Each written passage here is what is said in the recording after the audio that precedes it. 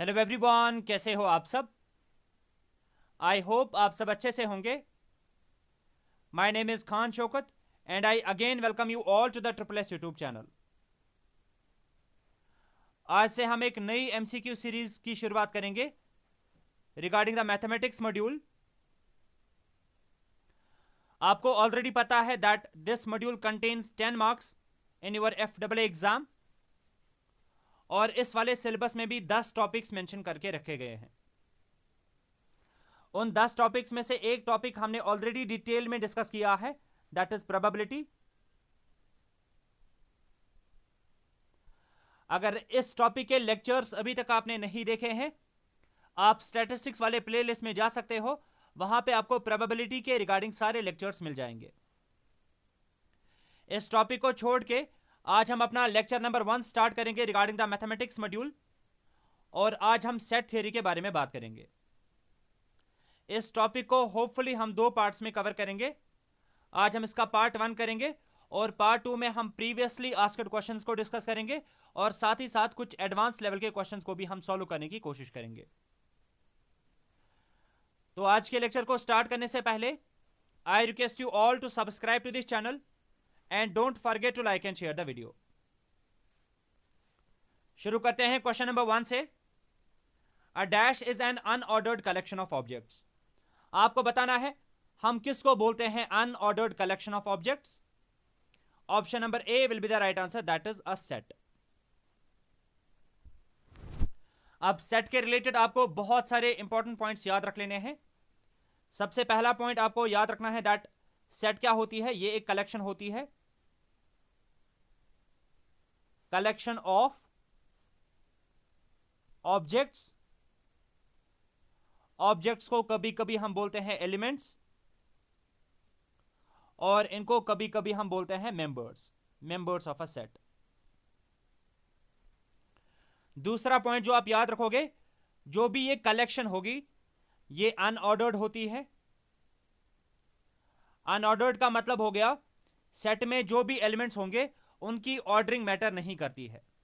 अगर कोई स्टूडेंट है, लेट अस से अगर वो एक सेट डिफाइन कर रहा है इक्वल टू 1,2, और कोई दूसरा स्टूडेंट है वो इसी सेट को कुछ इस तरीके से लिख रहा है 2,1, इन दोनों सेट्स की मीनिंग क्या है, सेम। भले ही आप एलिमेंट्स को इधर उधर करो, उससे कोई फर्क नहीं पड़ता है। दैट इज वाई मैंने बोला ये जो कलेक्शन होती है अनऑर्डर्ड होती है। थर्ड पॉइंट जो आप याद रखोगे, जितने भी एलिमेंट्स सेट के अंदर होंगे उनका टाइप सेम होना चाहिए। एलिमेंट्स का टाइप क्या होना चाहिए, सेम। मतलब अगर मैं यहां पे एक सेट डिफाइन करूंगा b इक्वल टू a,1, तो यहां पे सारे के सारे एलिमेंट्स का टाइप सेम नहीं है, तो इसको मैं सेट नहीं बोल सकता। ठीक है, सेट के जितने भी एलिमेंट्स होंगे उनका टाइप सेम होना चाहिए, एक ही कैटेगरी के होने चाहिए। Like set of integers, set of natural numbers, set of alphabets, ठीक है, इस तरीके से। और सेट के जितने भी एलिमेंट्स होने चाहिए वो सारे क्या होने चाहिए, डिस्टिंक्ट।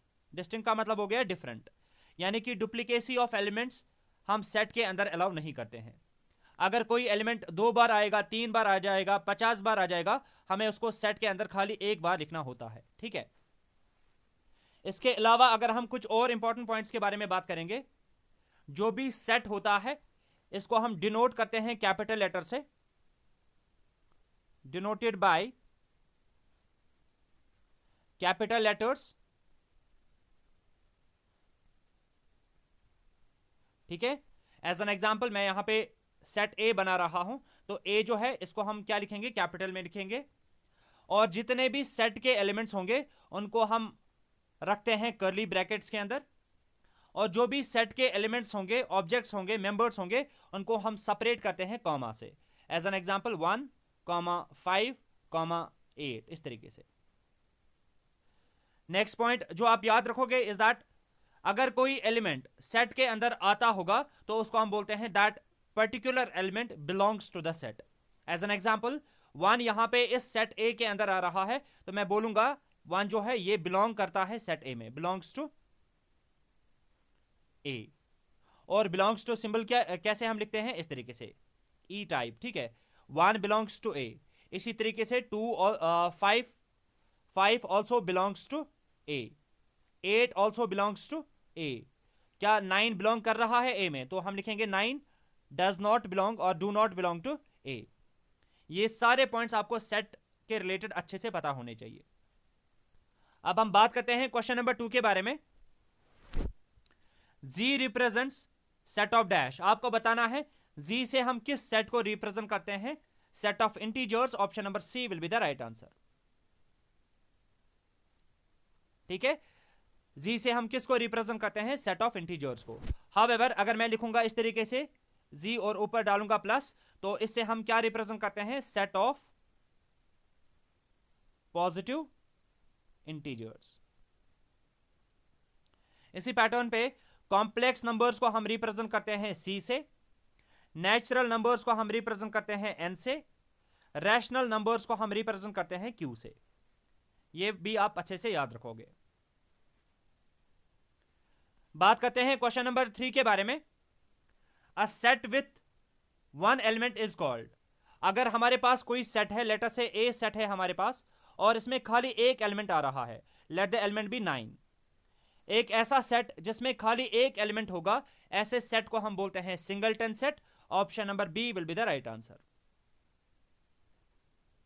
ठीक है, अब अगर हम नल सेट की बात करेंगे, null set is also known as empty set.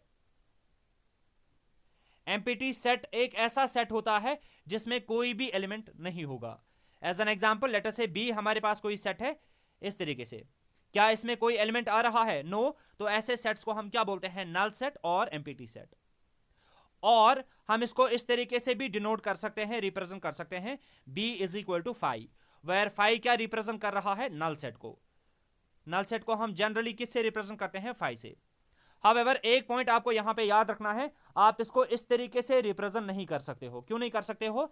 अगर आप 5 को कर्ली ब्रैकेट्स के अंदर डालोगे तब ये एक सेट बन जाएगा, और इस सेट के अंदर एक एलिमेंट आ रहा है, that is 5। 5 and curly brackets के अंदर 5 और नॉट सेम। ये भी आप अच्छे से याद रखोगे। अब अगर हम यूनिवर्सल सेट की बात करेंगे, यूनिवर्सल सेट जो होता है ना, ये होता है set of all the possible elements. ठीक है, ये एक हाइपोथेटिकल सेट होता है, हाइपोथेटिकल सेट होता है, और यू कैन से ये एक इमेजिनरी सेट होता है। और बाद में हम अपने प्रॉब्लम डोमेन के हिसाब से यूनिवर्सल सेट को डिफाइन कर सकते हैं। ठीक है, now let's talk about question number 4। The number of elements in a set is called. Number of elements in a set, उसको हम क्या बोलते हैं? Cardinality. Option number D will be the right answer. As an example, later से मेरे पास कोई set है ए, इसमें मैं एलिमेंट्स ले रहा हूं ए, बी, डी, एफ, कुछ इस तरीके से। नाउ अगर मुझे इसकी कार्डिनैलिटी को फाइंड करना होगा, यानी कि नंबर ऑफ एलिमेंट्स, सबसे पहले डिनोशन जरूरी है। इसको हम डिनोट करेंगे इस तरीके से, mod of A is equal to, आपको क्या करना है? एलिमेंट्स को काउंट करना है, कितने आ रहे हैं? 1 2 3 एंड 4। तो इसकी कार्डिनैलिटी क्या बन जाएगी? 4। इसी पैटर्न पे लेटर से मेरे पास कोई बी सेट है जिसमें एलिमेंट्स आ रहे हैं 2 5 2 4 6। अब अगर मैं आपको बताऊंगा find the cardinality of B, comment section में जल्दी बताओ क्या आ जाएगी इसकी कार्डिनैलिटी। बहुत सारे स्टूडेंट्स बोलेंगे 1 2 3 4 5। अगर आप इसको 5 लिखोगे तो ये गलत हो जाएगा। क्यों? क्योंकि यहां पे 2 दो बार आ रहा है, और हमें इतना पता है सेट के अंदर हमें किसी भी एलिमेंट को 2 बार लिखने की जरूरत नहीं होती है। Duplicacy of elements in a set is not allowed. तो 2 को हमें कितनी बार लिखना होगा? खाली एक बार। चाहे 2 1000 बार भी आ जाए, हमें इसको खाली सेट के अंदर एक बार लिखना होता है। जब मैं इसको खाली एक बार लिखूंगा तो इसकी कार्डिनैलिटी क्या बन जाएगी? अगेन 4।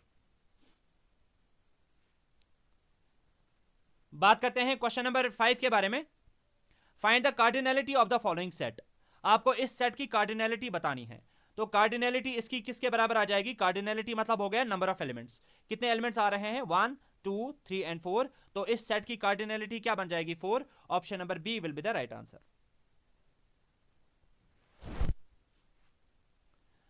बात करते हैं क्वेश्चन नंबर 6 के बारे में। सेट्स कैन बी रिप्रेजेंटेड और described in which of the following ways. आपको बताना है सेट्स को रिप्रेजेंट करने के लिए हमारे पास कौन सा तरीका होता है? एक तरीका होता है टेबुलर रिप्रेजेंटेशन, जिसका दूसरा नाम आता है रोस्टर रिप्रेजेंटेशन, और एक और रिप्रेजेंटेशन हम इस्तेमाल करते हैं जिसको हम बोलते हैं सेट बिल्डर रिप्रेजेंटेशन, या सेट बिल्डर फॉर्म भी हम इसको बोलते हैं. So option number C will be the right answer, that is both A and B. ठीक है, अब आपको थोड़ी बहुत एक्सप्लेनेशन यहां पे मैं देने की कोशिश करूंगा रिगार्डिंग बोथ द रिप्रेजेंटेशंस. अगर हम टेबुलर रिप्रेजेंटेशन की बात करेंगे, यहां पे हम क्या करते हैं, सिंपली एलिमेंट्स को लिस्ट डाउन कर लेते हैं. एज एन एग्जाम्पल, अगर मैं आपको बताऊंगा हमारे पास एक सेट है वॉवेल्स का, या लेटर से हमारे पास एक सेट है नेचुरल नंबर्स का लेस देन 10, तो मैं क्या करूंगा, सेट एक बनाऊंगा ए, जिसमें मैं क्या लिखूंगा, set of natural numbers less than 10, 1 2 3 4 5 6 7 8 9 and 10, इस तरीके से. तो ये एक सेट बन गया, और यहां पे हमने क्या किया, इस सेट में हमने डायरेक्टली एलिमेंट्स को लिख दिया यहां पे. तो ऐसी रिप्रेजेंटेशन को हम बोलते हैं टेबुलर रिप्रेजेंटेशन, जहां पे हम एलिमेंट्स ऑफ द सेट जो है उनको डायरेक्टली सेट के अंदर लिख लेते हैं. ओके, और ये रिप्रेजेंटेशन हम जनरली फॉलो करते हैं in case of simple sets, okay, और in case of small sets. अगर स्मॉल सेट्स या सिंपल सेट्स को हमें रिप्रेजेंट करना होगा, उस टाइम पे हम टेबुलर रिप्रेजेंटेशन प्रेफर करते हैं. हाउएवर, जैसे ही सेट्स कॉम्प्लिकेटेड होते चले जाएंगे, टेबुलर रिप्रेजेंटेशन से चीजों को रिप्रेजेंट करना थोड़ा लेंथी बन जाता है, तो उस टाइम पे हम क्या कर सकते हैं, सेट बिल्डर रिप्रेजेंटेशन को यूज कर सकते हैं. अब ये सेट बिल्डर रिप्रेजेंटेशन में हम एक्चुअली क्या करते हैं, यहां पे हम प्रॉपर्टीज स्पेसिफाई करते हैं. यहां पे हम क्या करते हैं, सेट की प्रॉपर्टीज को डिफाइन कर लेते हैं, और उन प्रॉपर्टीज की मदद से हमें पता चलती है कि इस सेट के अंदर एक्चुअली क्या एलिमेंट्स होंगे. एज एन एग्जांपल, जो मैंने आपको अभी बताया, लेट अस से हमारे पास एक सेट है, set of natural numbers less than 10, तो क्या आ जाएगा, 1 2 3 4 5 6 7 8 एंड 9, लेस देन 10 मैंने बोला, तो हमने यहां पे लिस्ट डाउन कर दिया, क्योंकि सेट सिंपल था, स्मॉल था, हमने इसको लिख लिया. अब अगर मैं आपको बता रहा हूं, आप मुझे एक सेट बना के दो, set of natural numbers less than 1000, तो उस टाइम पे अगर हम टेबुलर रिप्रेजेंटेशन यूज करेंगे, तो एक्चुअली हमें क्या करना होगा, हमें 1 से लेके कहां तक काउंटिंग लिखनी पड़ेगी, 999 तक. तो ये एक लंबा सेट बन जाएगा. तो इस सेट को रिप्रेजेंट करने के लिए हम क्या कर सकते हैं, सेट बिल्डर फॉर्म को यूज कर सकते हैं. मैं क्या बोलूंगा, मैं लिखूंगा इस तरीके से, हमारे पास एक सेट है A, where x are the elements of the set, और एक्स की प्रॉपर्टीज क्या है, एक्स एक नेचुरल नंबर है, x belongs to the set of natural numbers, and x का जो वैल्यू है वो लेस देन 1000 है. अब मुझे क्या करना है, मुझे यहां पे एलिमेंट्स को डायरेक्टली नहीं लिखना है, मैंने क्या कर दिया, मैंने सेट की प्रॉपर्टीज को यहां पे डिफाइन कर दिया. अब इन प्रॉपर्टीज को देख के मुझे समझ में आ रहा है कि इस सेट के अंदर क्या होगा. इस सेट के अंदर नेचुरल नंबर्स होंगे, बिकॉज एक्स जो है वो रिप्रेजेंट कर रहे हैं हमारे एलिमेंट्स को, और वो एलिमेंट्स क्या है, नेचुरल नंबर्स लेस देन 1000. समझ में आ रही बात. तो इस पैटर्न पे हम क्या कर सकते हैं, सेट्स को रिप्रेजेंट कर सकते हैं. टेबुलर रिप्रेजेंटेशन भी हम यूज करते हैं, एंड सेट बिल्डर रिप्रेजेंटेशन को भी हम यूज कर सकते हैं. बात करते हैं क्वेश्चन नंबर 7 के बारे में. Find the cardinality of the set. आपको इस सेट की कार्डिनैलिटी को फाइंड आउट करना है, और ये कौन सी रिप्रेजेंटेशन हमने यहां पे यूज की है, set builder representation. Set builder representation, हमारे पास कुछ प्रॉपर्टीज हैं, इन प्रॉपर्टीज को देख के हमें सबसे पहले आइडेंटिफाई करना होगा कि इस सेट के अंदर क्या एलिमेंट्स होंगे. उसके बाद हमें इस सेट की कार्डिनैलिटी को फाइंड आउट कर लेना है. फाइन, तो यहां पे ए के अंदर क्या आ रहा है, 2x, वायर x क्या है, x एक नेचुरल नंबर है. सो नेचुरल नंबर कहां से स्टार्ट होते हैं, 1 से. तो अगर मैं x का वैल्यू क्या रखूंगा, 1, तो 2 से हमें इसको मल्टीप्लाई करना है, तो पहला एलिमेंट क्या बन जाएगा इस सेट का, 2. और दूसरा नेचुरल नंबर क्या आ रहा है, 2 को जब 2 से मल्टीप्लाई करेंगे तो क्या आ जाएगा, 4. तीसरा नेचुरल नंबर क्या आ जाएगा, 3 को जब 2 से मल्टीप्लाई करेंगे तो क्या आ जाएगा, 6. इसी पैटर्न पे क्योंकि हम नेचुरल नंबर्स को 2 से मल्टीप्लाई कर रहे हैं, 8 आ जाएगा, 10 आ जाएगा, 12 आ जाएगा, 14 आ जाएगा, 16 आ जाएगा, 18 आ जाएगा, क्या 20 आएगा. यहां पे नेचुरल नंबर क्या होना चाहिए, लेस देन 20. ठीक है, तो आप देख सकते हो 20 तो यहां पे नहीं आ सकता. अगर मैं इसको एक और नंबर लूंगा तो वो 20 बन जाएगा, लेकिन हमें लेस देन 20 लेना है. अब आप आइडेंटिफाई कर सकते हो कितने एलिमेंट्स होंगे यहां पे, 1 2 3 4 5 6 7 8 and 9. So option number D will be the right answer. बात करते हैं क्वेश्चन नंबर 8 के बारे में। अ set A is a dash of set B if and only if every element of A is also an element of B। बताया जा रहा है कि अगर A एलिमेंट के A सेट के सारे एलिमेंट्स किसी B सेट में बिलोंग कर रहे होंगे, तब हम क्या बोलेंगे? A is what? A is a subset of B। Option number A will be the right answer। ठीक है, मैं इसको थोड़ा और एक्सप्लेन करके आपको बताने की कोशिश करूंगा, एग्जाम्पल के थ्रू आप ये ज्यादा अंडरस्टैंड कर सकते हो। लेटर से मेरे पास कोई सेट है A जिसमें एलिमेंट्स आ रहे हैं 1, 2, और मेरे पास कोई सेट है B जिसमें एलिमेंट्स आ रहे हैं 1, 2 एंड 3। फाइन। अब आप देखोगे क्या A सेट के सारे एलिमेंट्स B के अंदर आ रहे हैं? A के अंदर पहला एलिमेंट क्या आ रहा है? 1। क्या वो B के अंदर भी है? हाँ बिल्कुल है। A के अंदर दूसरा एलिमेंट आ रहा है 2। क्या वो B के अंदर भी है? हाँ बिल्कुल है। तो A के सारे एलिमेंट्स B सेट में भी हमें देखने को मिल रहे हैं, तो मैं बोलूंगा A is a subset of B। और सबसेट को हम कैसे डिनोट करते हैं? इस तरीके से, A is a subset of B। इस क्वेश्चन का जो करेक्ट आंसर रहेगा that will be option number A। However अगर हम रिवर्स रिलेशनशिप देखेंगे तो मैं बोलूंगा B is a superset of, इसको हम क्या पढ़ते हैं? A is a subset of B। इसी पैटर्न पे अगर मैं रिवर्स ऑर्डर में इसको लिखूंगा तो मैं बोलूंगा B इज अ सुपरसेट, और सुपरसेट को हम ऐसे रिप्रेजेंट करेंगे, B is a superset of A। B is a superset of A। ये भी आप अच्छे से याद रखोगे।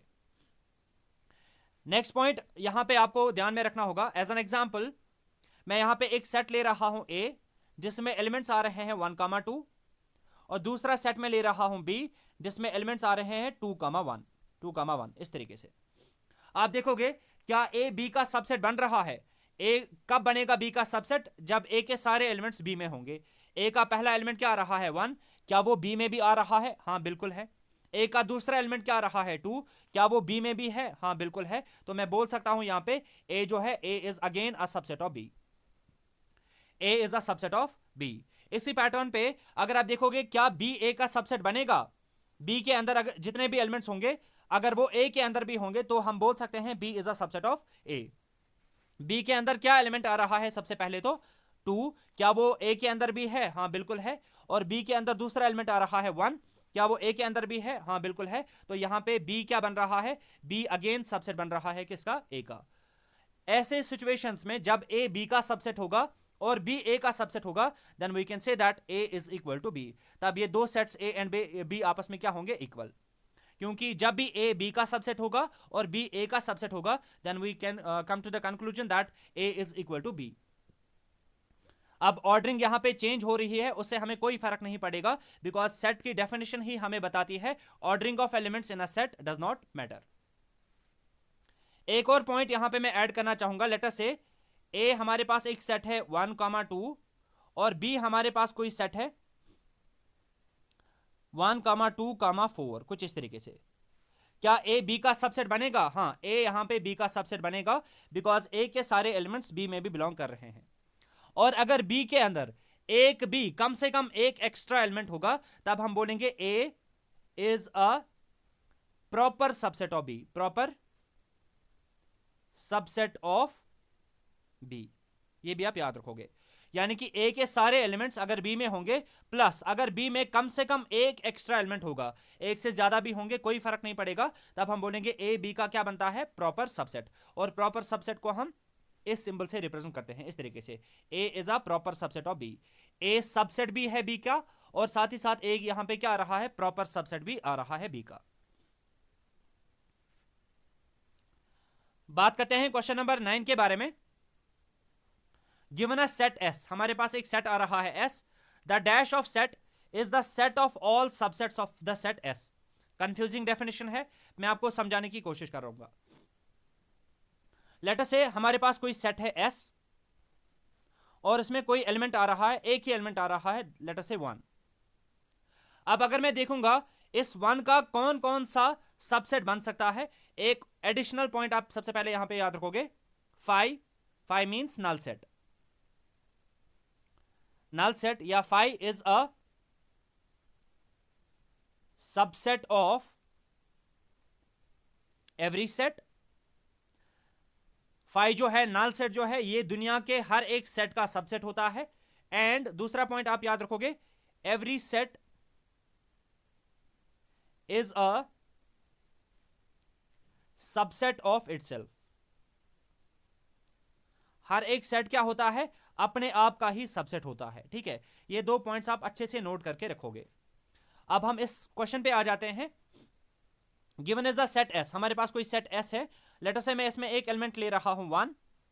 अब आपको क्या करना है, अगर मैं इसके सारे के सारे सबसेट्स बनाऊंगा, अगर हम इसके सारे के सारे सबसेट्स निकालेंगे तो वो सबसेट्स का अगर हम एक सेट बनाएंगे तो उसको हम क्या बोलते हैं, power set. Option number A will be the right answer. As an example, इस सेट का सबसेट कौन कौन बन सकता है, फाई इसका एक सबसेट बन सकता है, बिकॉज फाई क्या है, null set. Null set is the subset of every set. और साथ ही साथ 1b क्या बन सकता है, 1b इसका एक सबसेट बनेगा। क्यों, क्योंकि अगर मैं एक सेट ले रहा हूं 1 और यहां पे एस सेट क्या आ रहा है 1, इस सेट के सारे एलिमेंट्स इसमें बिलोंग कर रहे हैं, तो 5b इसका एक सबसेट बनेगा और 1b इसका क्या बनेगा, एक सबसेट बनेगा। अब इन्हीं सबसेट्स का अगर मैं एक सेट बनाऊंगा तो इसी को हम क्या बोलते हैं, पावर सेट, और इसको हम रिप्रेजेंट करेंगे p ऑफ s से। ठीक है, तो सेट ऑफ सबसेट्स को हम क्या बोलते हैं, power set. Option number A will be the right answer. बात करते हैं क्वेश्चन नंबर 10 के बारे में। What is the power set of the set s is equal to 0,1। हमारे पास एक सेट आ रहा है, लेट अस से s में उसका नाम ले रहा हूं, और इसमें एलिमेंट्स क्या आ रहे हैं, 0,1। अब आपको बताना है इसका पावर सेट क्या बनेगा। हमें इसका क्या निकालना है, p ऑफ s, यानी कि power set of s। Power set में क्या आ जाएंगे, सारे के सारे सबसेट्स जो कि इस s के बन सकते हैं। फाई इसका क्या सबसेट बनेगा, हाँ बिल्कुल फाई इसका सबसेट बनेगा, बिकॉज फाई क्या होता है, नल सेट, और नल सेट होता है दुनिया के हर एक सेट का सबसेट। क्या 0 इसका सबसेट बनेगा, 0 एक सेट में ले रहा हूं, क्या ये 0,1 का सबसेट बनेगा, हाँ बिल्कुल बनेगा, बिकॉज इस सेट में 0 आ रहा है और इसमें भी 0 आ रहा है, तो मैं बोल सकता हूं ये सेट जो है ये इस सेट का सबसेट बनेगा। इसी पैटर्न पे क्या 1 इसका सबसेट बनेगा, इंडिविजुअली क्या 1 इस सेट का सबसेट बनेगा, अगेन हाँ बिल्कुल बनेगा, बिकॉज इस सेट में जो एलिमेंट 1 आ रहा है वो इसमें भी बिलोंग कर रहा है। और इसी पैटर्न पे क्या 0,1 इसका सबसेट बनेगा, क्या 0,1 इस 0,1 का सबसेट बनेगा, हाँ बिल्कुल बनेगा, बिकॉज इसमें जो भी एलिमेंट्स आ रहे हैं 0 एंड 1 वो इस सेट में भी बिलोंग कर रहे हैं। तो ये 4 सबसेट्स इसके बन जाएंगे। सो option number A will be the right answer. यहां पे करेक्शन है, इसको आप कर लीजिएगा यहां पे 0,1, ठीक है, इस पैटर्न पे। सो ऑप्शन नंबर ए इसका करेक्ट आंसर रहेगा। होपफुली आपको ये पॉइंट अच्छे से समझ में आ गया होगा कि पावर सेट होता क्या है। सेट ऑफ ऑल सबसेट्स, हमें देखना होता है जो भी गिवन सेट होगा उसका क्या क्या पॉसिबल सबसेट बन सकता है। एक इंपॉर्टेंट पॉइंट आपको मैं यहां पे बताऊंगा। लेट अस से अगर हमारे पास किसी भी सेट में नंबर ऑफ एलिमेंट्स अगर n होंगे तो पावर सेट में नंबर ऑफ सबसेट्स कितने बन जाएंगे, 2 raised to power n। As an example यहां पे सेट में कितने एलिमेंट्स आ रहे हैं, 2, तो 2 रेज़्ड पावर 2 कितना हो गया, 4। तो पावर सेट में कितने सबसेट्स बन जाएंगे, 4। और वो कौन कौन से 4 सबसेट्स होंगे, एक होगा 0, एक होगा 5 और दूसरा होगा 0 सेट, 1 सेट एंड 0,1। तो ये इसके 4 सबसेट्स बन रहे हैं। Let's talk about question number 11।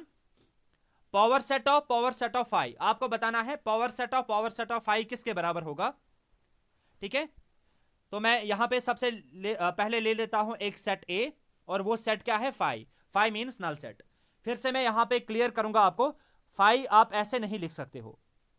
अगर मैं इसको ऐसे लिखूंगा तो ये एक सेट बन जाएगा जिसका एक एलिमेंट फाई आ रहा है, तो इस तरीके से आप इसको रिप्रेजेंट नहीं कर सकते हो, ये बिल्कुल गलत हो जाएगा। तो हमने क्या किया, एक सेट लिया ए जिसमें क्या एलिमेंट आ रहा है, कोई भी एलिमेंट नहीं आ रहा है, तो इसको मैं क्या रिप्रेजेंट करूंगा, फाई से। अब अगर मैं इसका पावर सेट निकालूंगा, पावर सेट ऑफ ए निकालूंगा, तो पावर सेट ऑफ ए क्या होता है, एक सेट होता है। ठीक है, तो उसमें क्या आ जाएगा, फाई आ जाएगा। क्यों फाई आ जाएगा, बिकॉज फाई क्या है, null set. Null set is the subset of every set, तो नल सेट इस सेट का भी क्या बन जाएगा, सबसेट बन जाएगा। अब अगर मैं इस सेट का क्या करूंगा, पावर सेट फिर से निकालूंगा, तो पावर सेट ऑफ ए, ये किसके बराबर होगा? अब आप इसको ट्रीट कर सकते हो, इस फाई को आप ट्रीट कर सकते हो एज एन एलिमेंट। तो सबसे पहले फाई जो है वो सबसेट बनेगा ही इसका, और साथ ही साथ फाई एक सेट है जो कि इसका क्या बन जाएगा? सबसेट बन जाएगा। आप यहां पे देख सकते हो ये अब एक सेट बन रहा है जिसमें एक एलिमेंट आ रहा है 1, तो n का वैल्यू यहां पे क्या आ रहा है? 1। तो number of elements in the power set, इसके पावर सेट में कितने एलिमेंट्स होंगे? 2 raise power 1 which is equal to 2। और वो कौन से दो सबसेट्स होंगे? एक होगा फाई और दूसरा क्या होगा? फाई करली ब्रैकेट्स के अंदर फाई सेट। ठीक है, सो ऑप्शन नंबर सी इसका करेक्ट आंसर बन जाएगा। Hopefully you are getting the concepts. अब आप मुझे कमेंट सेक्शन में मेंशन करके बताएंगे what will be the value of P of phi. ये आप मुझे कमेंट सेक्शन में मेंशन करके बताएंगे।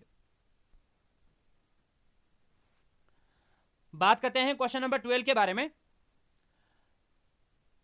The set of all ordered pairs A, B where A belong to A and B belong to B is।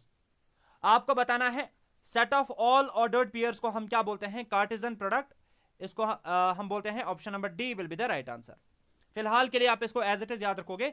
Example से थोड़ा बहुत मैं आपको एक्सप्लेन करने की कोशिश करूंगा। लेटर से हमारे पास एक सेट है ए जिसमें एलिमेंट आ रहा है 1, 2, और दूसरा सेट है कोई बी जिसमें एलिमेंट आ रहा है x, y।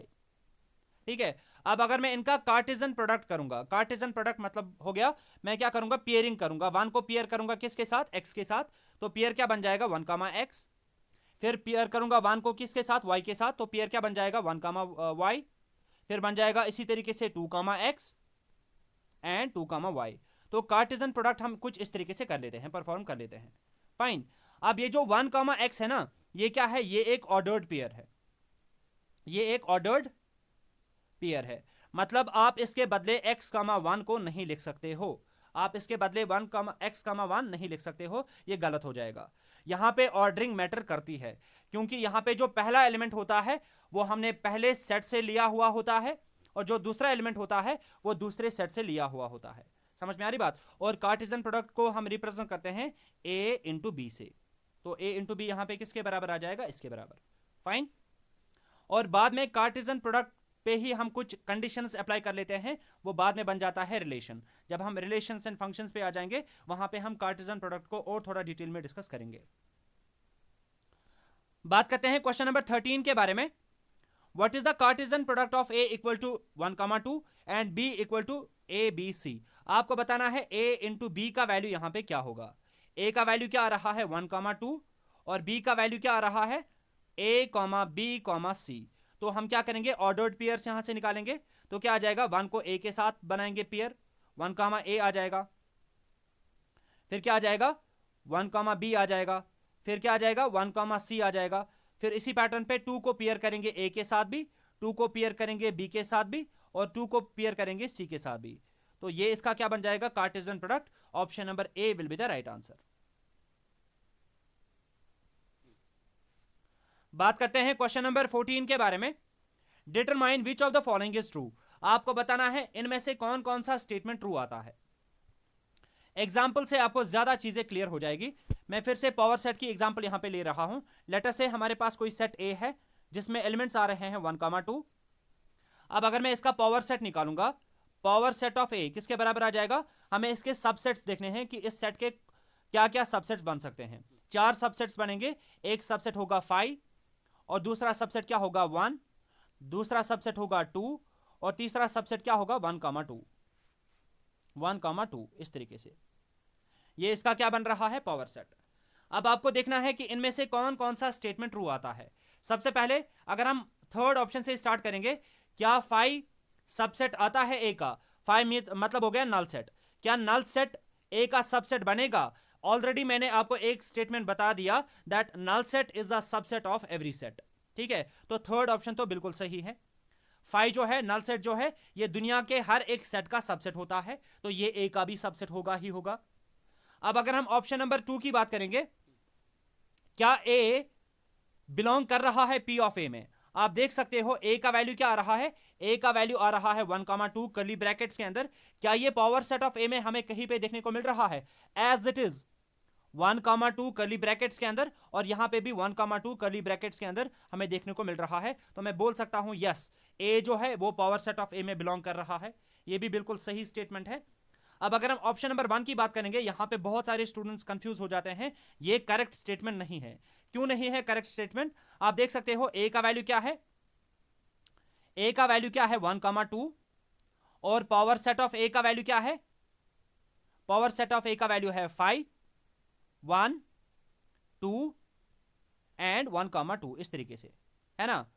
अब सबसेट ए को हम कब बोल सकते हैं कि ये पी ऑफ ए का सबसेट है? जब ए के सारे एलिमेंट्स कहां पे होंगे, पी ऑफ ए में होंगे। पी ए का पहला एलिमेंट क्या आ रहा है 1, क्या ये पी ऑफ ए के अंदर हमें कहीं पे देखने को मिल रहा है? यहां पे हमें एक सेट देखने को मिल रहा है जिसके अंदर 1 है, यानी कि सिंपली यहां पे 1 आ रहा है, और पावर सेट ऑफ ए में क्या आ रहा है, कर्ली ब्रैकेट्स के अंदर 1 आ रहा है, और ये आपस में सेम नहीं होते हैं। ये क्या है, ये सिंपली एक सेट का एलिमेंट है, और ये क्या है, ये एक सेट है जिसके अंदर एक एलिमेंट 1 है। समझ में आ रही बात? तो ये आपस में सेम नहीं होते हैं। तो ए का पहला एलिमेंट क्या आ रहा है 1, तो ये हमें कहीं पे भी पी ऑफ ए में देखने को नहीं मिल रहा है। इसी पैटर्न पे ए का दूसरा सेट एलिमेंट आ रहा है 2, और 2 खुद से हमें कहीं पे इस पावर सेट ऑफ ए में देखने को नहीं मिल रहा है।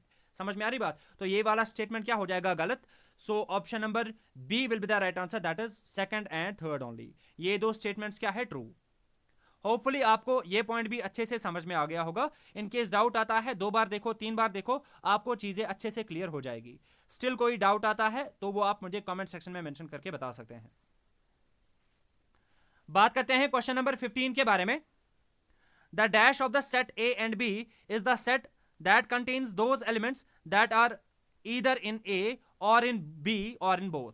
आपको बताना है वो कौन सा ऑपरेशन होता है सेट का जहां पे हम उन सारे एलिमेंट्स को कंसिडर करते हैं, या तो वो एलिमेंट्स ए में होने चाहिए, या तो वो बी में होने चाहिए, और इन बोथ। अगर दोनों में भी होगा तो भी कोई परेशानी की बात नहीं है, तो उसको हम बोलते हैं union. Option number C will be the right answer. As an example let us say ये हमारे पास कोई सेट है, या यूनिवर्सल सेट में ले रहा हूं यू, ठीक है। ये आप याद रखोगे, यूनिवर्सल सेट को हम रेक्टेंगुलर बॉक्स से रिप्रेजेंट करते हैं, और किसी ना किसी जगह पे क्या लिखते हैं, यू।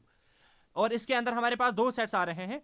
लेट अस से एक सेट है ए इक्वल टू 1,2, और दूसरा सेट है कोई बी जिसके अंदर एलिमेंट्स है 2,3। फाइन। तो अगर मैं इनको ड्रॉ करूंगा, वेन डायग्राम इसकी ड्रॉ करूंगा, तो ये हमारे पास एक सेट है ए, और ये हमारे पास कोई दूसरा सेट है बी, ठीक है। ए के अंदर कौन कौन सा एलिमेंट आ रहा है, ए के अंदर आ रहा है 1 और 2, और बी के अंदर कौन कौन सा एलिमेंट आ रहा है 2 एंड 3, इस तरीके से। यूनियन के अंदर क्या होगा, ये सारा का सारा एरिया हम कवर कर लेते हैं। ये सारा का सारा एरिया हम क्या करेंगे, कवर करेंगे। वो सारे एलिमेंट्स वो या तो ए में होने चाहिए, या तो बी में होने चाहिए, और इन बोथ। अगर दोनों में भी होगा तो भी हम इसको कंसिडर करेंगे, तो इसको हम क्या बोलते हैं, यूनियन, ठीक है। सो ऑप्शन नंबर सी इसका करेक्ट आंसर बनेगा। बात करते हैं क्वेश्चन नंबर 16 के बारे में। The union of set A and B is. आपको बताना है 2 सेट्स है, मैं यहां पे ए और बी बोल रहा हूं। ए सेट दिया गया है इक्वल टू 1,3,5, और बी सेट दिया गया है इक्वल टू 1,2,3। यूनियन होपफुली सबको आता होगा, और यूनियन को हम किस तरीके से डिनोट करते हैं, इस तरीके से, A union B. A union B क्या आ जाएगा, वो सारे एलिमेंट्स जो कि ए में होंगे 1, 3, 5, और वो सारे एलिमेंट्स जो बी में होंगे। बी में पहला एलिमेंट क्या आ रहा है 1, उसको हमने ऑलरेडी एक बार लिखा है, इसको दोबारा से लिखने की जरूरत नहीं है। 2 भी आ रहा है तो उसको भी मैं यहां पे लिखूंगा। 3 आ रहा है, उसको हमने ऑलरेडी एक बार लिखा है, दोबारा से लिखने की जरूरत नहीं है। So the right answer will be option number B, 1, 2, 3, 5। 1, 2, 3 and 5। Ordering matter नहीं करती है, 2 आप बीच में लिखो, लास्ट पे लिखो, उससे कोई फर्क नहीं पड़ेगा, ठीक है। एक और इंपॉर्टेंट पॉइंट आपको यूनियन के रिलेटेड याद रखना होगा। यूनियन को अगर हम ए यूनियन बी, अगर हम इसको क्या करेंगे, सेट बिल्डर फॉर्म में रिप्रेजेंट करेंगे, तो ये होता है बराबर एक्स, वो सारे एलिमेंट्स या तो एक्स ए में बिलोंग करना चाहिए, और या तो एक्स बी में बिलोंग करना चाहिए। इस तरीके से हम क्या करते हैं, सेट बिल्डर फॉर्म में ए यूनियन बी को रिप्रेजेंट कर लेते हैं। एक्स मतलब हो गया वो सारे एलिमेंट्स, या तो वो ए में होना चाहिए या तो बी में होना चाहिए, या अगर दोनों में भी होगा तो भी कोई परेशानी की बात नहीं है। बात करते हैं क्वेश्चन नंबर 17 के बारे में। The dash of sets A and B is the set containing those elements in both A and B. आपको बताना है वो कौन सा ऑपरेशन होता है सेट का जहां पे हम खाली उन एलिमेंट्स को लेते हैं जो कि क्या होंगे, दोनों में होंगे, ए में भी होगा और बी में भी होगा। वेन डायग्राम से फिर से थोड़ा अंडरस्टैंड करो। ये हमारा यूनिवर्सल सेट है और ये हमारे पास कोई सेट है ए, ये हमारे पास यूनिवर्सल सेट है, यहां पे हमारे पास कोई सेट है ए और ये हमारे पास कोई सेट है बी, और हम क्या कर रहे हैं, खाली उन एलिमेंट्स को कंसिडर कर रहे हैं जो कि दोनों में होंगे, ए में भी होना चाहिए और बी में भी होना चाहिए। तो वो कौन सा पोर्शन आ रहा है, ये वाला पोर्शन। इस ऑपरेशन को हम क्या बोलते हैं, intersection. Option number C will be the right answer. और डिनोट कैसे करते हैं, इस तरीके से, A intersection B, kind of उल्टा एन, ठीक है। इस तरीके से हम इंटरसेक्शन को रिप्रेजेंट करते हैं। और सेट बिल्डर फॉर्म में अगर मैं इसको लिखूंगा तो कैसे लिख सकता हूं, it can be represented like this. X मतलब वो सारे एलिमेंट्स, एक्स या तो एक्स जो है वो ए में बिलोंग करना चाहिए, एंड और साथ ही साथ वो क्या करना चाहिए, बी में भी बिलोंग करना चाहिए। वहां पे और आ रहा था, यहां पे एंड आ रहा है, ठीक है। बात करते हैं क्वेश्चन नंबर 18 के बारे में। The intersection of sets 1 2 3 5 and 1 2 3, आपको क्या करना है, इनका इंटरसेक्शन कर लेना है। एक सेट हमारे पास आ रहा है ए जिसमें एलिमेंट्स क्या है 1 3 एंड 5, और बी सेट हमारे पास आ रहा है जिसमें एलिमेंट्स क्या है 1 2 एंड 3, 1 2 एंड 3। आपको क्या करना है, इनका इंटरसेक्शन। तो ए इंटरसेक्शन बी किसके बराबर होगा, इंटरसेक्शन का मतलब सिंपली हो गया कॉमन एलिमेंट्स आपको आइडेंटिफाई करना है, ए और बी में क्या आ रहा है। तो कौन कौन सा कॉमन एलिमेंट यहां पे आ रहा है, 1 यहां पे है, 1 यहां पे भी है, तो आ जाएगा 1। और साथ ही साथ आप देख सकते हो 3 यहां पे भी है, 3 यहां पे भी है, तो ये भी कॉमन एलिमेंट है। 5 यहां पे है, यहां पे नहीं है। 2 यहां पे है लेकिन यहां पे नहीं है। तो कॉमन एलिमेंट्स यहां पे क्या आ रहा है, 1 3। So option number D will be the right answer. बात करते हैं क्वेश्चन नंबर 19 के बारे में। Two sets are called dash if their intersection is empty set. आपको बताना है दो सेट्स को हम क्या बोलेंगे अगर उनको हम इंटरसेक्शन करेंगे तो वो एक एम्प्टी सेट आ जाएगा। वेन डायग्राम से फिर से अंडरस्टैंड करो।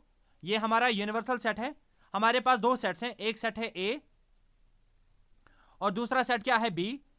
और ये इस तरीके से सेट्स हैं, इनका जब हम इंटरसेक्शन करते हैं तो वो एक एम्प्टी सेट आ जाता है, यानी कि इन दो सेट्स के बीच में कुछ भी कॉमन नहीं है। आप देख सकते हो वेन डायग्राम के थ्रू भी इन दो सेट्स के अंदर कुछ भी कॉमन नहीं है। तो ऐसे सेट्स को हम क्या बोलते हैं, disjoint sets. Option number D will be the right answer. Next question के बारे में बात करते हैं। The dash of A and B is the set containing those elements that are in A but not in B. आपको बताना है वो कौन सा ऑपरेशन होता है सेट थ्योरी का जहां पे हम खाली उन एलिमेंट्स को कंसिडर करते हैं जो कि ए में होंगे बट बी में नहीं होंगे। वेन डायग्राम में फिर से शो कर रहा हूं what do we mean by this particular statement. ये हमारे पास कोई सेट है ए और ये हमारे पास कोई सेट है बी, ठीक है। अब हमें यहां पे क्या करना है, हमें बताना है खाली वो एलिमेंट्स को, उन एलिमेंट्स को कंसिडर करना है जो कि ए में होंगे बट बी में नहीं होंगे। तो अगर आप देखोगे खाली इस वाले पोर्शन को हमें कंसिडर कर लेना है, इस वाले पोर्शन को। ये वो पोर्शन है जो कि खाली उन एलिमेंट्स को कंसिडर करता है जो कि ए में होंगे बट बी में नहीं, ठीक है। तो इसको हम बोलते हैं set difference. Option number B will be the right answer. और डिनोट कैसे करते हैं, इस तरीके से, ए माइनस बी, इस तरीके से डिनोट करते हैं। और अगर हम सेट बिल्डर फॉर्म में इसको रिप्रेजेंट करेंगे तो इस तरीके से करते हैं, a minus B is equal to X, where x are all the elements that belong to a and x does not belong to b, ठीक है। ये पॉइंट भी आप याद रखोगे। बात करते हैं क्वेश्चन नंबर 21 के बारे में। The set difference of a equal to 1 2 3 4, b equal to 3 4 5 6। अब हमें इसका क्या निकालना है, सेट डिफरेंस। सेट डिफरेंस को रिप्रेजेंट करते हैं a माइनस बी से। तो a माइनस बी अगर मैं यहां पे करूंगा, a में क्या आ रहा है 1 2 3 4, माइनस b में क्या आ रहा है 3 4 5 6। वेन डायग्राम से थोड़ा और अंडरस्टैंड करो, उसके बाद मैं आपको यहां पे भी ये समझाऊंगा कि कैसे जल्दी जल्दी सॉल्व कर सकते हैं। हमारे पास एक सेट है जिसमें एलिमेंट्स क्या आ रहे हैं 1 2 3 4, और b हमारे पास एक ऐसा सेट है जिसमें क्या आ रहा है 3 4 5 एंड 6, इस तरीके से। a माइनस बी, मैंने आपको क्या बताया, कौन सा वाला एरिया हमें यहां पे कंसिडर करना है, हमें इस वाले एरिया को फोकस में लेना है, इस वाले एरिया को। तो यहां पे कौन कौन सा एलिमेंट बच रहा है 1 2, तो a माइनस बी का वैल्यू यहां पे क्या आ जाएगा 1 2। Option number A will be the right answer. और इसी पैटर्न पे अगर मैं आपको बोलूंगा what is the value of B minus A, अगर हम यहां पे b माइनस ए को निकालेंगे तो वो किसके बराबर होगा, that will be equivalent to ये वाला पोर्शन। b में से हमें क्या करना है, a को माइनस करना है, तो b माइनस ए करेंगे तो वो 5,6 के बराबर आ जाएगा। तो यहां से हमें एक चीज पता चल रही है, a minus B is not equivalent to b minus A. ठीक है, बात करते हैं क्वेश्चन नंबर 22 के बारे में। The dash of a set A is the complement of A with respect to universal set. आपको बताना है वो कौन सा उस ऑपरेशन का नाम जहां पे हम क्या करते हैं, कॉम्प्लीमेंट ऑफ ए निकालते हैं with respect to universal set. यहां पे वर्ड यूज किया गया है complement, so option number C will be the right answer, that is complement. Example के थ्रू आप इसको अंडरस्टैंड करो। लेट अस से ये हमारे पास एक यूनिवर्सल सेट है, और हमारे पास कुछ एलिमेंट, एक सेट है ये वाला पोर्शन है, ये है एक सेट ए। अब ए जो है ना, ए में क्या आ रहा है, ये वाला पोर्शन कवर हो रहा है। अब अगर हम ए का कॉम्प्लीमेंट निकालेंगे, ए कॉम्प्लीमेंट को इस तरीके से भी रिप्रेजेंट कर सकते हैं, और ए बार से भी रिप्रेजेंट कर सकते हैं, और ए रेज्ड पावर सी से भी रिप्रेजेंट कर सकते हैं। ठीक है, तो ए कॉम्प्लीमेंट में क्या आ जाएगा, वो पोर्शन जो कि ए के बाहर है। ए के बाहर कौन सा पोर्शन आ रहा है, ये वाला पोर्शन। तो ए कॉम्प्लीमेंट में ये सारी एलिमेंट्स आ जाएंगे। एग्जाम्पल से अभी क्लियर हो जाएगा। यूनिवर्सल सेट हमने क्या लिया है, यूनिवर्सल सेट हमने लिया है, ये हमारा यूनिवर्सल सेट है, और इसको हमने डिफाइन किया है इक्वल टू 1 2 3 4 5 6। और ए सेट हमने लिया है जिसमें एलिमेंट्स क्या आ रहे हैं, 1 3 एंड 5, 1 3 5। और यूनिवर्सल सेट में 1 भी आ रहा है, 2 भी आ रहा है, 3 भी आ रहा है, 4 भी आ रहा है, 5 भी आ रहा है, और 6 भी आ रहा है। ठीक है, यूनिवर्सल सेट में ये सारे एलिमेंट्स आ रहे हैं, और इन सारे एलिमेंट्स में से ए में कौन कौन सा एलिमेंट आ रहा है, 1 3 5। अब अगर हम यहाँ पे ए का कॉम्प्लीमेंट निकालेंगे तो वो किसके बराबर होगा, वो सारे एलिमेंट्स जो कि ए सेट से बाहर आ रहे हैं। तो कौन कौन सा एलिमेंट बच रहा है, 2 4 and 6। Option number A will be the right answer. Next question के बारे में बात करते हैं। The dash of A and B is the set containing those elements which either belong to A और B but not in both। आपको बताना है वो कौन सा ऑपरेशन होता है सेट थ्योरी का, जो कि जिसमें हम क्या करते हैं, खाली उन एलिमेंट्स को लेते हैं जो कि या तो ए में बिलोंग कर रहे होंगे या तो बी में बिलोंग कर रहे होंगे, लेकिन दोनों में बिलोंग नहीं करने चाहिए। एग्जाम्पल से फिर से अंडरस्टैंड करो। ये हमारा यूनिवर्सल सेट है, यहां पे एक एलिमेंट, एक सेट आ रहा है हमारे पास ए, और दूसरा सेट यहां पे आ रहा है हमारे पास बी। तो हम क्या कर रहे हैं, यहां पे हम खाली उन एलिमेंट्स को कंसिडर कर रहे हैं जो या तो खाली ए में होंगे, यानी कि ये वाला पोर्शन कवर हो रहा है, या तो खाली बी में होंगे, यानी कि ये वाला पोर्शन खाली कवर हो रहा है, बट नॉट इन बोथ। तो ये वाला पोर्शन हम इसमें से क्या कर रहे हैं, कैंसिल कर रहे हैं। समझ में आ रही बात। तो ऐसे ऑपरेशन को हम बोलते हैं symmetric difference. Option number B will be the right answer. और सिमेट्रिक डिफरेंस को हम किस तरीके से रिप्रेजेंट करते हैं सेट बिल्डर फॉर्म में, तो आप क्या कर सकते हो, और डिनोशन इसकी क्या है, एक्स ए, इस तरीके से हम सिमेट्रिक डिफरेंस को डिनोट करते हैं। B that will be equivalent to, आप क्या कर सकते हो, सिंपली आप पहले करोगे ए यूनियन बी। इसको निकालने के लिए 2-3 फॉर्मुलाज हैं। आप क्या करोगे, सबसे पहले A union B, A union B में ये सारा का सारा एरिया कवर हो जाएगा, यहां पे और ये वाला पोर्शन भी, और इसमें से माइनस करोगे बाद में ए इंटरसेक्शन बी, इंटरसेक्शन वाला एरिया आप इसमें से माइनस करोगे तो क्या बचेगा, ये वाला पोर्शन और ये वाला पोर्शन। समझ में आ रही बात करते हैं आज के सेशन के लास्ट क्वेश्चन के बारे में। Let's assume that a equal to 1 2 3 4, b equal to 3 4 5 6 7। Find the symmetric difference of a and set b। आपको क्या निकालना है, a की सिमेट्रिक डिफरेंस निकालनी है किसके साथ, b के साथ। ठीक है, तो कैसे कर सकते हैं हम इसको, मैंने आपको क्या बताया, फॉर्मूला क्या है, आप इसको डायरेक्टली वो फॉर्मूला अप्लाई कर सकते हो, a union b minus a intersection b। A union B करेंगे तो यूनियन का मतलब हो गया all the elements which are in A और बी और बोथ। तो 1 2 3 4 आ जाएगा, और यहां पे क्या आ जाएगा, 5 6 7 आ जाएगा। यूनियन करके माइनस क्या करेंगे, intersection, A intersection B, intersection मतलब हो गया कॉमन एलिमेंट्स। कॉमन एलिमेंट यहां पे क्या आ रहा है, 3 एंड 4। तो 3 और 4 को यहां से क्या करेंगे, माइनस करेंगे। तो 3 4 जैसे यहां से माइनस हो जाएगा तो क्या बचेगा, 1 2 5 6 and 7। 1 2 5 6 7, option number D will be the right answer. और ये वाला क्वेश्चन जो है पंचायत अकाउंट्स असिस्टेंट के पेपर में पूछा गया था। तो होपफुली आज के सारे क्वेश्चंस आपको अच्छे से समझ में आ गए होंगे। इन केस कहीं पे कोई भी डाउट आता है वो आप कमेंट सेक्शन में मेंशन करके बता सकते हैं। वीडियो की लेंथ ऑलरेडी थोड़ी बड़ी हो चुकी है। नेक्स्ट लेक्चर में हम डिस्कशन करेंगे प्रीवियसली आस्क्ड क्वेश्चंस के बारे में, और थोड़ा बहुत हम डिस्कशन करेंगे एडवांस्ड क्वेश्चंस के बारे में, और प्रिंसिपल ऑफ इंक्लूजन एक्सक्लूजन भी हम वहां पे डिस्कस करेंगे। Hope you like the session. अगर अच्छा लगा do hit the like button and subscribe button. मिलते हैं अब अपने नेक्स्ट लेक्चर में। Till then take a very good care of yourself. Good bye.